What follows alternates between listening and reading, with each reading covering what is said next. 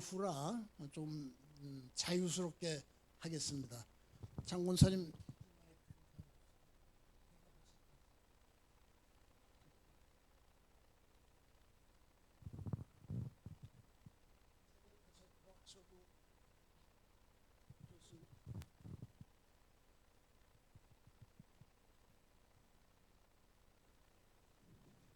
아, 4번.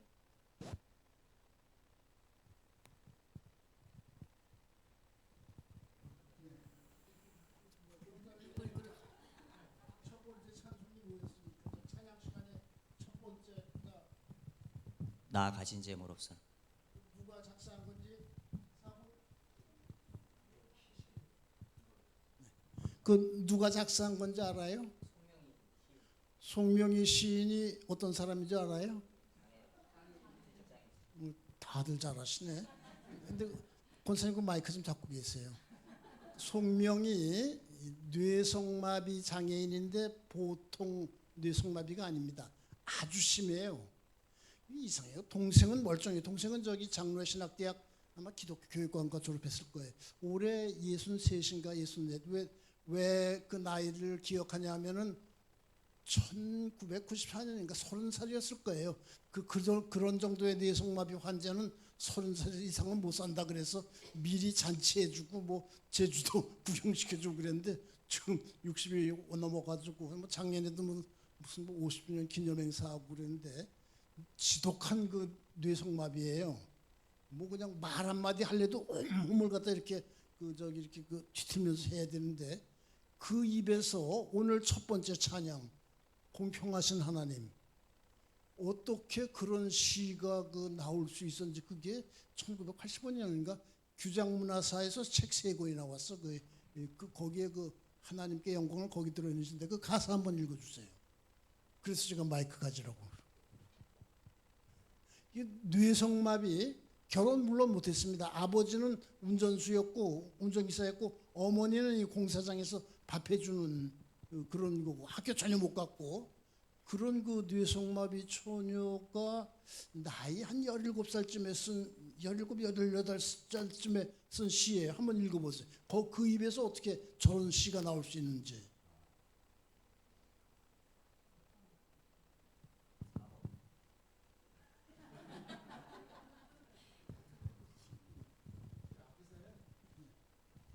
잘 들어보세요. 뇌성마비 시인의 입에서 어떻게 이런 고백이 나올 수 있는지. 나 가진 재물 없으나, 나 남이 가진 지식 없으나, 나 남에게 있는 건강 있지 않으나, 나 남이 없는 것 있으니, 나 남이 못 본 것을 보았고, 나 남이 듣지 못한 음성 들었고, 나 남이 받지 못한 사랑 받았고, 나 남이 모르는 것 깨달았네. 공평하신 하나님이 나 남이 가진 것 나 없지만 공평하신 하나님이 나 남이 없는 것 갖게 하셨네. 여러분 뇌성마비 20살 안 된 그 처녀 입에서 어떻게 공평하신 하나님이란 고백이 나올 수 있는지. 뭐 이렇게 좀 알려진 일이니까 얘기해도 좋을 것 같은데, 좀 이렇게 데뷔하는데 뭐 책 내고 뭐 복음 전가하고 그러는데 조금 관여를 해서 그 과정을 잘 아는데, 어떻게 저 입에서 공평하신 하나님 그런 고백이 나올 수 있는지.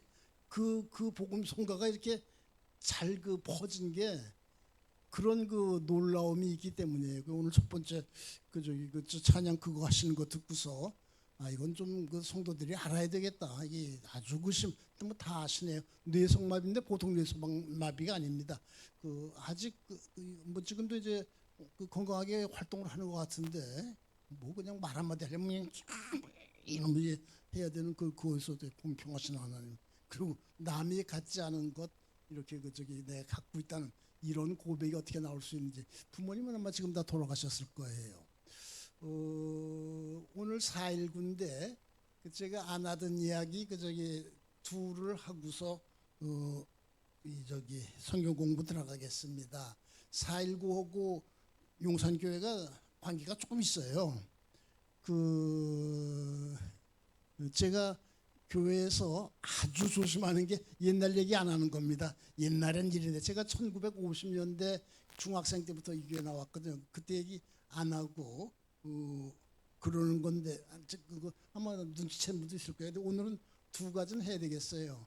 그 하나는 그 용산교회가 4.19 덕을 우리가 그 4.19 빠진 한국 현대사는 생각할 수 없는데 용산교회도 4.19 덕은 그 덕을 아주 많이 본 교회입니다. 이 위가 절이었어요. 이름이 아마 백용산가 그랬을 거예요. 이승만 박사 그때 대통령이던 이승만 박사 조카가 주지 스님이었어요. 이름이 우울생. 그 어떻게 그 이승만 박사는 감리교회 뭐 권사 뭐 장로 직분으로 이렇게 저기 알려져 있는데 어떻게 그 저기 조카가 스님이었는지 모르겠어요. 그리고 그분에 대해서는 저보다 엄재호 장로님 어디 있어요? 가셨어요? 엄재호 장로님이 이게 같은 동네였기 때문에 더 잘 알아서 나도 들었어 알고 있는데 이분이 그때 여기 저 대통령 조카라고 여기에 초소가 있었어요. 경찰관이 나와서 사복 경찰관이 나와서 여기서 그 절을 지켰다고요. 이 교회를 얼마나 괴롭혔는지 모릅니다. 정말 뭐 말할 수 없이 괴롭혔어요. 새벽 기도회 나오는데 그냥 여기 서가지고 온 동네 그 약을 향해서 이 교회 욕을 얼마나 했는지 그건 엄재호 장로님이 제일 잘 알아요. 같은 동네 살았기 때문에 저도 들어서 이렇게 알고 있는데 그리고 한동안은 저희 교회 못 올라오게 저 입구를 갖다가 막았다고요. 그런 권한이 어떻게 있었는지 그래서 할 수 없이 이쪽으로 구름다리 놓고 이렇게 다른 일도 있었어요. 그런데 이제 4.19 일어나고 그 다음에 한 주일 뒤에 4월 19일이 그때 화요일이었습니다. 4월 26일 날 이승만 박사가 하야 성명을 냈죠. 국민이 원한다면 나 하야하겠다 그러고 대통령을 그 즉시로 이 동네 청년들이 쫓아 올라가가지고 그분 쫓아냈다고요. 그래서 쫓겨났어요. 그 다음에는 이상하게 되더라고요. 한동안은 태권도가 아니라 뭐죠? 레슬링 도장하고 한동안 학교도 하더니 지금 또 이렇게 들어서고 천주교가 들어서고 그때 교회가 이 여름 성기학교 같은 거 좀 마당에서 하고 그랬었는데 그 관계는 잘 모르겠는데 그렇게 됐습니다. 그래서 아마 4.19 안 일어났으면 그 교회 어려움이 더 계속됐을 거예요. 그 얘기는 엄재호 장님이 제일 잘한다고요. 그 다음에 또 4.19와 관련된 또 하나 가슴 아픈 얘기. 교회 학생 가운데 하나 그때 이제 경찰이 그때는 경무대라고 그랬죠. 청와대를 경무대에서 쏜 총 또 종로에서 쏜 총에 맞아가지고 학생들이 많이 이렇게 세상 떠나고 수요일에 묻혀 있는데 용산교회 학생도 하나 있습니다. 저도 참 너무 무심한 게 이름이 송영근인가 확실하게 기억나질 않아요. 학교는 경신고등학교 2학년 저하고 같은 학교는 달랐지만은 학년은 같았습니다. 그래서 그때 교회에서 슬퍼하고 그런 일인데 수요일에 묻혀 있습니다. 4.19 희생자도 이 교회 학생 가운데 하나 있었다는 거 이렇게 생각하면서 오늘이 4월 19일인데 여러분 그거 이렇게 기억하면서 지내기 바랍니다. 4.19 전에는 이 교회가 겪은 어려움을 이 겨울에 유리창을 못했어요. 유리창 하면 돌 던져서 깨트리고 그래서 광목으로 이렇게 몇 겹 이렇게 막으면 또 낚아줘 와서 찢고 그런 행패 속에서 이렇게 지내다가 4.19를 맞이하고 4월 26일 날 대통령 하야 성명 때부터 교회가 이렇게 편안하게 지낸 거 기억납니다. 여러분 역사하고 연결해서 이제 그런 거 좀 이렇게 기억하시고 또 그때 희생자도 교회 학생 가운데 하나 있었다 하는 거 기억하시기 바랍니다. 그 다음에 오늘 설교 제목에 대한 해명을 좀 해야 되겠습니다. 설교 제목이 뭐예요? 나도 예언자다. 설교 제목 보고서 유관지 목사가 자기도 예언자라고 이사야나 엘리야 같은 예언자라고 하려나 보다 그렇게 생각할지 모르겠습니다. 아닙니다. 여기서 나도 그런 거는 이게 설교 아니고 성경 공부 맡은 유관지 목사가 아니고 여러분 한 분 한 분 모두를 말합니다.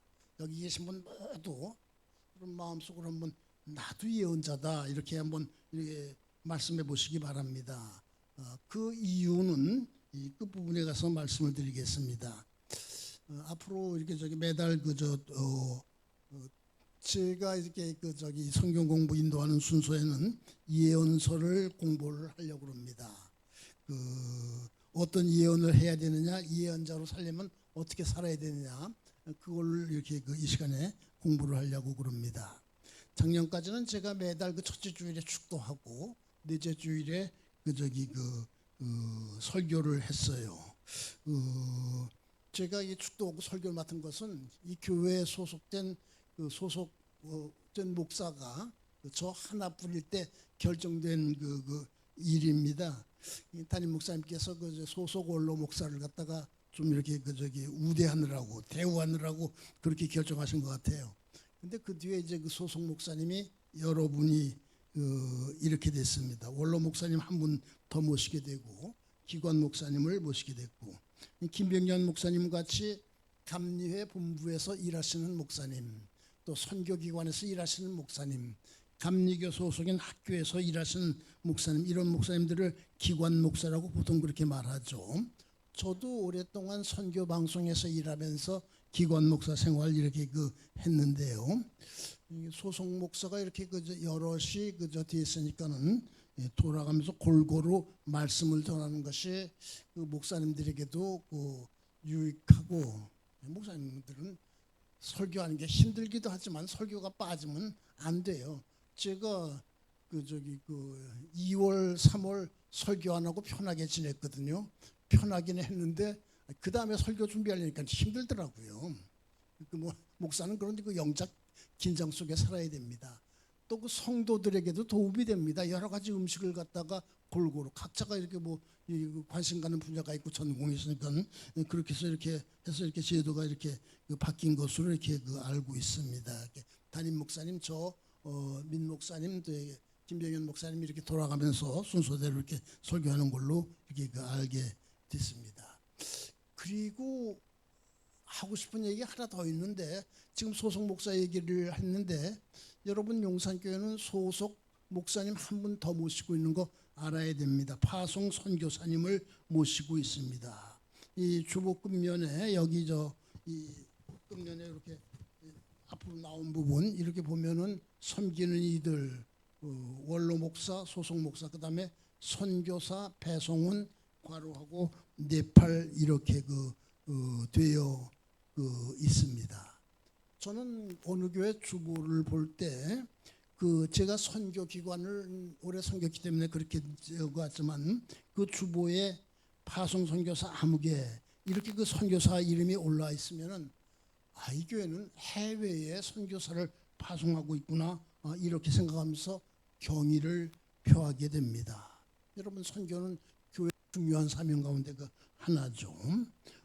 선교 가운데서 해외에 선교사 파송한다는 거, 이거 아주 어려운 일이에요. 그러면서도 중요한 일이고요. 제가 지금 해외 선교라는 말을 썼는데 요즘은 그 말을 잘 안 써요. 타문화권 선교라고. 이제 교통이 발달해서 거리 차이를 갖다 따지지 않고 문화의 차이를 따지기 때문에 타문화권 선교라는 말을 갖다가 이렇게 중요하게 여기는데, 우리는 네팔 선교, 여기 늘 주보 이 교회 소식 1번이 네팔 선교를 위한 중보기도, 이렇게 타문화권 선교에 힘쓰고 있고, 또 선교사도 이렇게 파송하고 있고. 여러분, 그래서 교회에 대해서 얘기할 때는 우리 교회는 타문화권 선교에 힘쓰는 교회야. 우리 교회는 네팔 선교에 여러 가지로 힘쓰고 있어. 선교사도 파송해서 자랑스럽게 여기시기 바랍니다. 저희 교회가 속해 있는 지방회를 감리교 서울연회 중구 용산 지방회라고 그러죠. 이게 지금은 좀 덜한 것 같은데 옛날에 한참 교회 활동하고 있을 때는, 그때는 서울 남지방이라고 그랬어요. 일제시대 때는 경성 남지방이라고 그랬고, 그 다음에 이제 해방된 다음에는 서울 남지방이라고 해서 경계가 지금하고 조금 다르긴 했습니다. 을지로사가, 종로사가 이 남쪽인데 감리교에서 아주 중심이 되는 지방회였습니다. 여러분, 감리교에서 제일 먼저 세워진 교회, 제일 오래된 교회 어느 교회예요? 정동제일교회. 중구 용산 지방에 있습니다. 일제시대 때 독립운동 제일 열심히 한 교회가 어느 교회예요? 상동교회입니다. 그래서 상동파라고 아주 공식적인 용어로 이게 쓰이고 있어요. 한번 이렇게 뭐 검색을 해보거나 알아보면 보실 수 있을 거예요. 상동파, 상동교회 출신, 상동교회 교인으로서 이렇게 독립운동한 분들. 공식 용어가 이렇게 되어 있는데 중구 용산 지방에 있어요.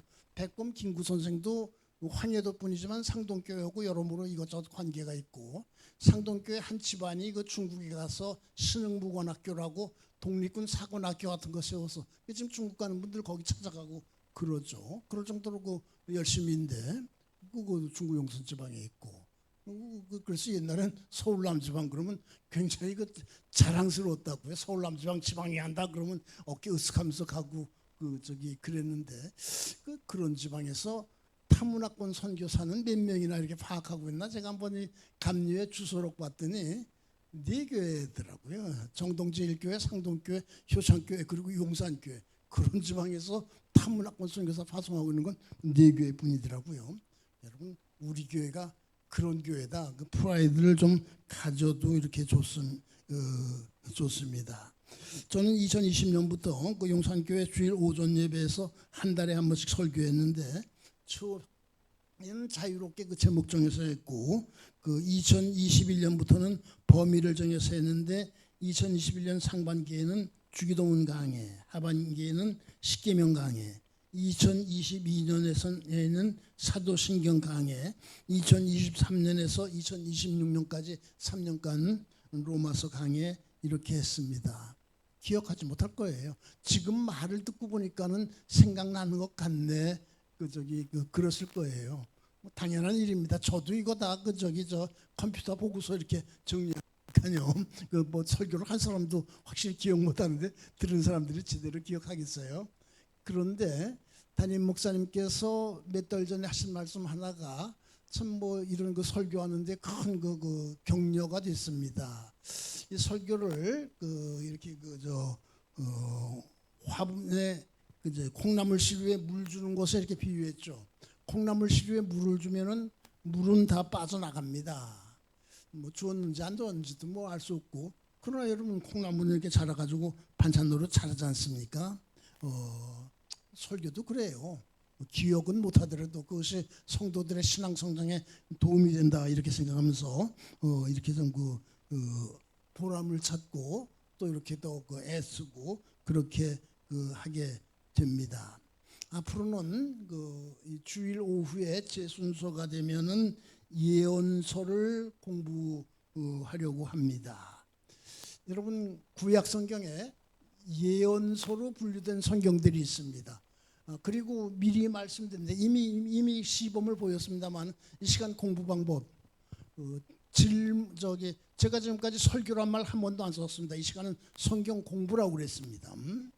성경 공부 방법, 질의응답식입니다. 그래 마이크 제가 무선 마이크 쓰고 있습니다. 마이크 자기 입 앞으로 오면은 대답을 말해야 됩니다. 발표를 해야 됩니다.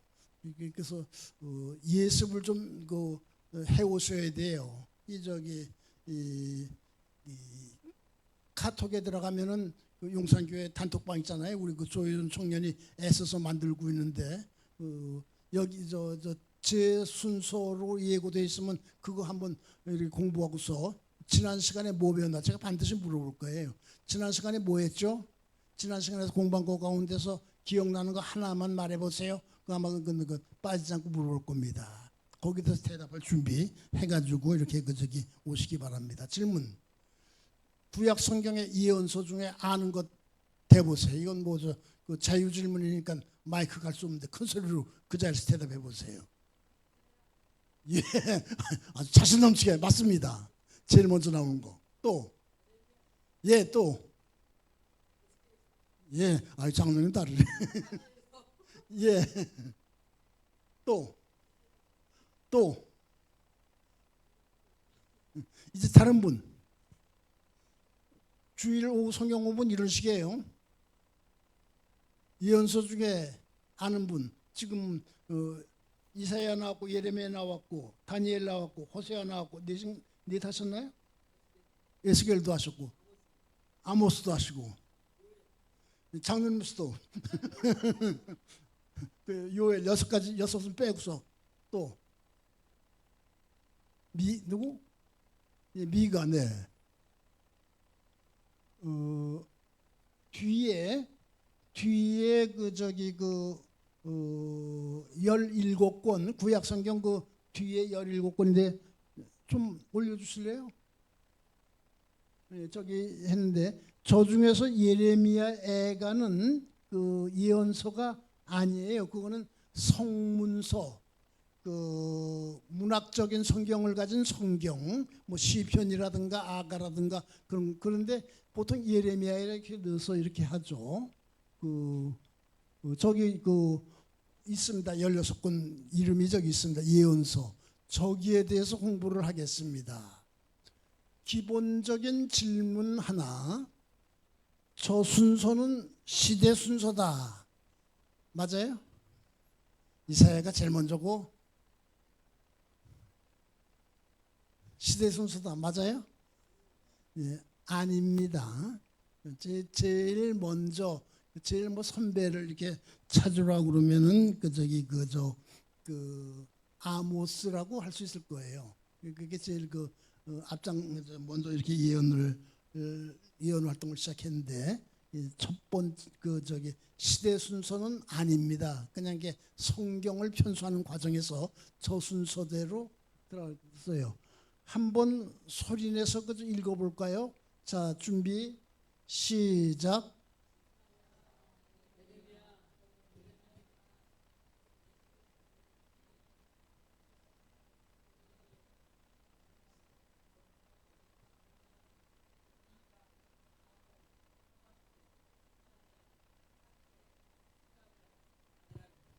잘하셨습니다.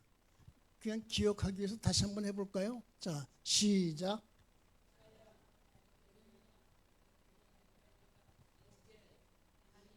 호세야, 요엘, 아모스, 오바댜, 미가, 나움, 하박국, 스바냐, 학개, 스가랴, 말라기. 저 순서대로 한 번에 한 권씩은 아닙니다. 한 권에 대해서 여러 시간 할 수 있어요. 이사야 같은 건 성경엔 그냥 이사야 하나로 되어 있지만 성경학자들은 그 세 사람이다. 제1이사야, 제2이사야, 제3이사야다. 그 66장 아니에요? 시편 빼놓고는 성경에서 분량이 제일 많잖아요. 그래서 뭐 이사야 같은 건 여러 시간이 걸릴 거예요. 이렇게 돌아가면서 이렇게 공부를 하게 될 겁니다. 그러면 여러분이 질문하고 싶은 게 하나 있을 거예요. 아니 예언자라고 그러면은 대표하는 인물이 있는데 그 사람은 왜 빠졌지? 여러분 율법 그러면 누구예요? 네, 모세. 시가 그러면 그럼 누구예요? 다윗. 지혜 그러면 그와 마찬가지로 예언 그러면 이 사람 누구예요? 세 글자. 엘리야. 예언을 대표하는 인물은 엘리야. 근데 목사님 엘리야는 왜 안 해요? 엘리야는 자기 예언을 독립된 책으로 남기지를 않았어요. 그리고 이제 나라가 이스라엘이 이렇게 쭉 내려오다가 남왕국 유다, 북왕국 이스라엘 둘로 갈라지지 않았어요. 갈라지기 전에 이렇게 뭐 예언 활동을 하고 전기 예언자라고 그러죠. 자기 기록을 남긴 예언자들만 이렇게 이 시간에 하려고 그럽니다.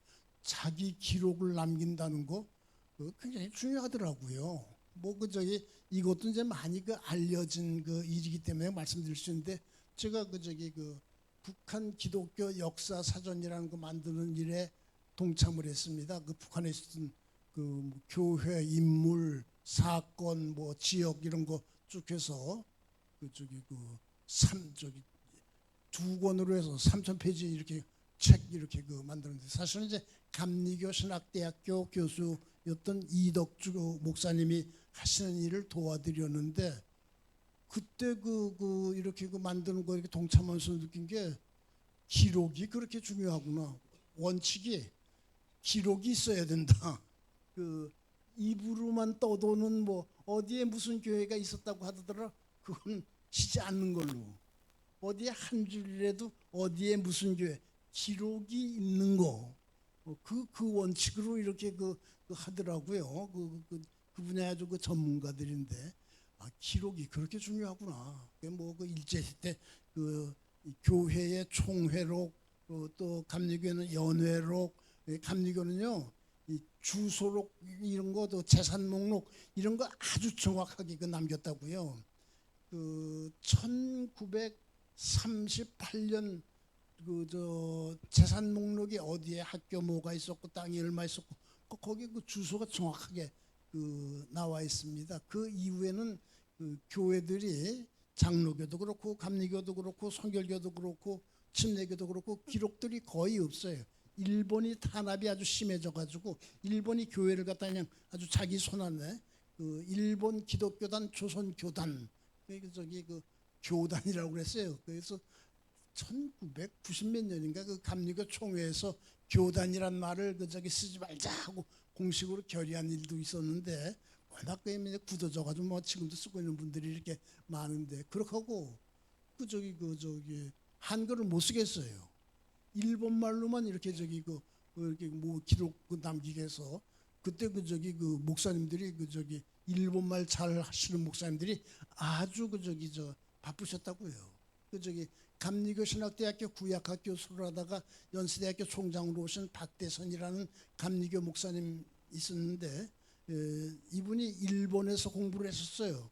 그분이 이렇게 하시는 말씀 그때 바빴다고 회의를 하면 그 회의록을 갖다 자기가 일본말을 잘하니까 다 그 일본어로 이렇게 회의록 써야 되고 그래가지고 아주 그때 그냥 그 잠을 제대로 못 잤다고 그렇게 그 말씀하시는 거 이렇게 들어서 1938년 9년 이때부터는 기록이 거의 없습니다. 한국 교회에 대한 기록이 1940년 그 주소록이 하나 남아 있긴 하지만 그렇게 정확하지는 않고 뭐 그런 그 기록 이렇게 그 기록이 있어야 된다. 그걸 원칙으로 하더라고요. 그래서 기록을 남기는 것이 그렇게 그 중요하구나.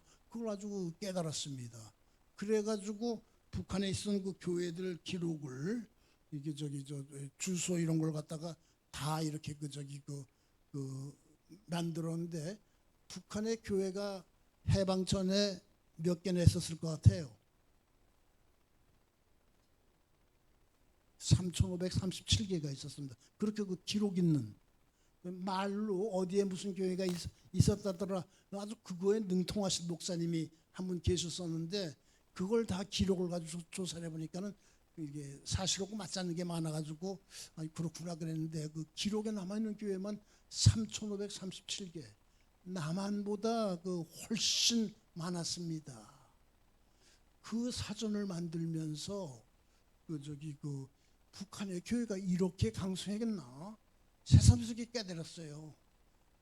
그거 우리가 회복하는 데 힘써야 되겠구나 가지고 새삼스럽게 그 깨달은 그런 그 일들이 그 있습니다. 이 시간은 우리의 그 정신이나 이 행동에 중요한 그 세 가지를 지정의라고 그러죠. 그 지성 또는 지식, 감성 또는 감정, 의지 또는 행동이 합해서 지정이라고 그러는데 목사님의 설교는 정입니다. 이렇게 해야 됩니다. 어떤 그 저기 정서적인 결단 이 시간에는 그 지식에 이렇게 호소를 해가지고 그 신앙적인 결단, 신앙의 생활을 이루는데 그 도움을 이렇게 드리려고 합니다. 방법은 이미 말씀드렸어요. 문답식. 제가 많이 물어볼 거예요. 이동식 마이크 자기 입 앞으로 오면은 거기다 대고 답을 갖다가 이렇게 그 말씀을 이렇게 그 해야 됩니다. 오늘 마지막 질문. 우리 조효준 선생 준비해 주셔 예언. 여러분 예언자, 예언서, 예언이라고 할 때 한자로 어떻게 씁니까?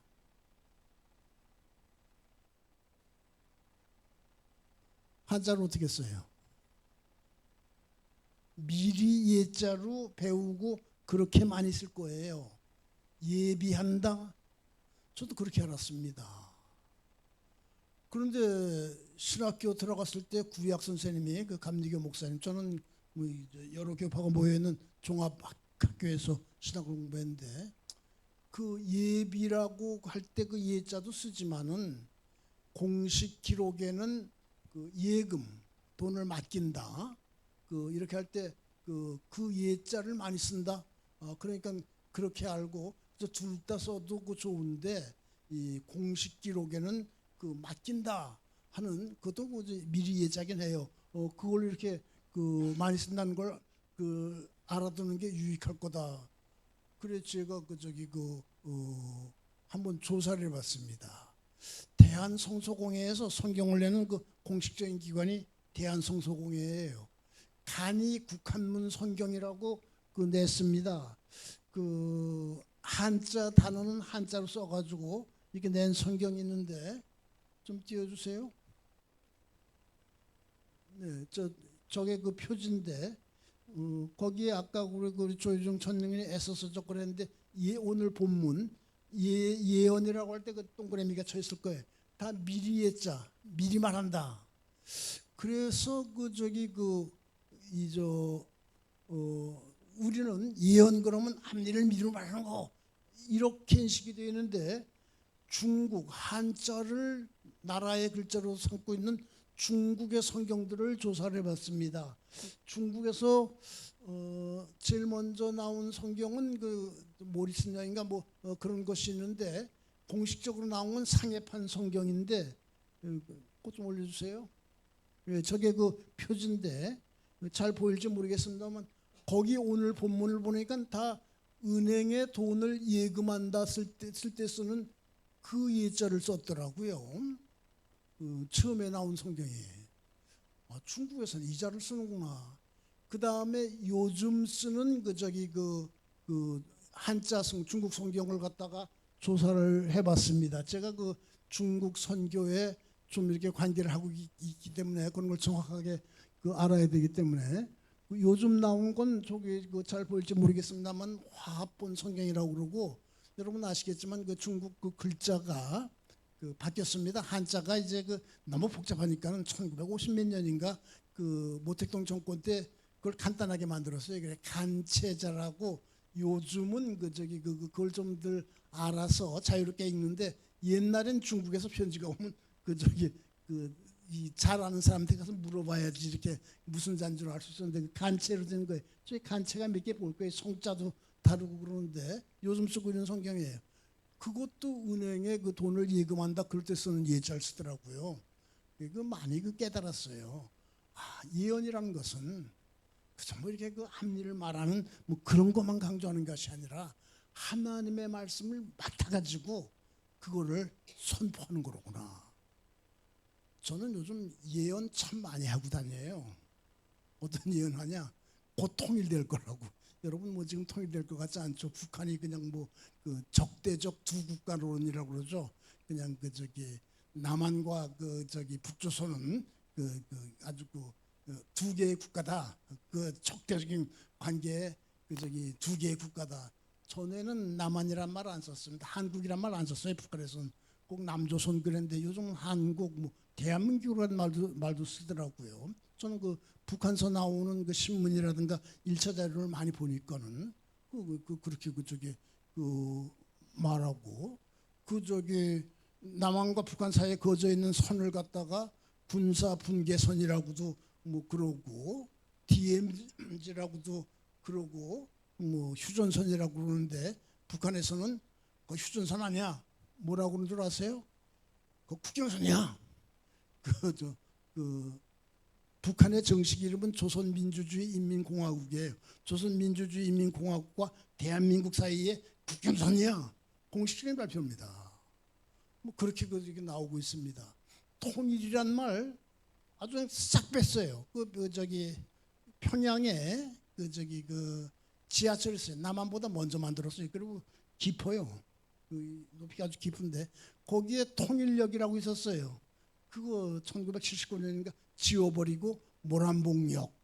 이게 통일이라는 말을 갖다 아예 없애버릴 것 같아요. 근데 나는 다음에 국어사전 펴낼 때는 아예 통일이라는 단어가 거기는 안 들어있을 것 같다 뭐 그런 말들도 이렇게 하고 그러는데 그런데 어떻게 통일이 될 것 같다고 말하냐. 저는 초월적 존재인 하나님의 역사에 의해서 곧 통일이 될 거다. 우리는 통일이 된 다음을 준비해야 된다. 부지런히 외치고 다녀요. 뭐 이번 주 금요일에도 군산, 그 다음 주일은 뭐 이렇게 안산, 그다음엔 뭐 그냥 뭐 스케줄이 쭉 나와 있고 좀 해외도 올해 뭐 2군데 이렇게 돼 있고 이렇게 돌아다니면서 이게 통일 곧 될 테니까는 그 북녘 보고만 이렇게 준비해야 된다. 이거 제가 하고 있는 그 예언 그 활동입니다. 여러분 제 나이 제 지금 그 체력으로 봐가지고 그런 활동을 할 수 있는 그런 날이 이제 많지 않다. 그래도 열심히 하고 있어요. 지금 우리가 북한에 대해서 너무 모르고 있습니다. 이상하게 정부에서 그동안 이렇게 막아놨기 때문에. 백두산 높이 몇 미터예요? 몇 미터예요? 백두산 몰라요? 2744. 북한에서 말하는 산 높이 남한하고 다릅니다. 한라산 높이도 다르고요. 지리산 높이도 다르고. 백두산 2750m라고 북한 책에 나옵니다. 왜? 남한은 그 인천 앞바다를 기준으로 해서 이렇게 그 해발이라고 그러죠. 산 높이 측정하기 때문에 2744인데 북한은 그 원산 앞바다를 기준으로 하는데 그게 6m가 높대요. 북한에서 발표하는 산 높이는요. 남한보다 다 6m가 높아요. 그런 걸 그동안 정부에서 너무 감춰왔어요. 그런 거 이게 좀 이렇게 알리기 뭐 이런 거. 압록강 길이 두만강 길이도 남한하고 북한하고 다르고요. 다른 게 많고 제일 틀린 거. 북한의 주소 우리는 옛날 일제시대 것만 알고 있죠. 아닙니다. 북한은 면이 없습니다. 1952년에 없앴어요. 1952년 12월 뭔가. 그래서 옛날 교회 주소를 현재 주소로 바꾸는 작업 할 수 있는 사람이 또 별로 없고 그러기 때문에 오늘 바빠요. 뭐 이 나이에 이렇게 바쁘게 지내면서 어떤 고통이 될 겁니다. 우리는 통일된 다음에 북한 복구만 시킬 준비해야 됩니다. 그런 거 이렇게 부지런히 예언 활동을 이렇게 하고 있습니다. 오늘 뭐 좀 4.19 얘기도 들어가고 뭐 이것저것 해가지고 좀 어지러운데 첫 시간 공부 마치려고 그럽니다. 사랑하는 성도 여러분, 나도 예언자다. 나도 하나님의 말씀을 맡아가지고 있는 존재다. 그런 인식을 분명히 갖기 바랍니다. 나는 하나님의 말씀을 맡아가지고 있는 사람이다. 하나님의 말씀을 맡아가지고 있는 사람답게 살기에 힘써야 됩니다. 오늘 본문에 있는 것과 같이 어두운 데를 비추는 등불로 살아야 됩니다. 샛별로 같이 살아야 됩니다. 무엇보다도 본문 21절에 있는 말씀과 같이 성령의 감동을 받으면서 그것을 전하기에 힘쓰는 여러분 되고 제가 되기를 우리를 예언자로 부르신 주님의 이름으로 축원합니다. 이제 제가 기도하고 담임 목사님께서 마무리해 주시겠습니다. 기도하겠습니다. 부족한 저희에게 말씀을 맡기신 하나님, 저희가 그 말씀을 소중하게 간직하고 그 말씀대로 살기에 힘쓰며 그 말씀을 전하기에 힘쓰게 하여 주옵소서.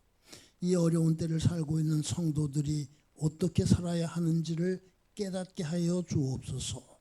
국제적으로는 이란 사태가 진행되고 있고 국내적으로는 지방선거와 보선이라는 큰 일이 진행되고 있는데 하나님의 말씀에 비추어 이 일의 앞을 파악할 수 있는 지혜를 주시옵소서. 오 주님, 용산교회 강단을 더욱 축복하여 주옵소서. 주일 오전 예배, 수요 예배에서 참으로 은혜로운 말씀이 선포되고 있음을 감사드립니다.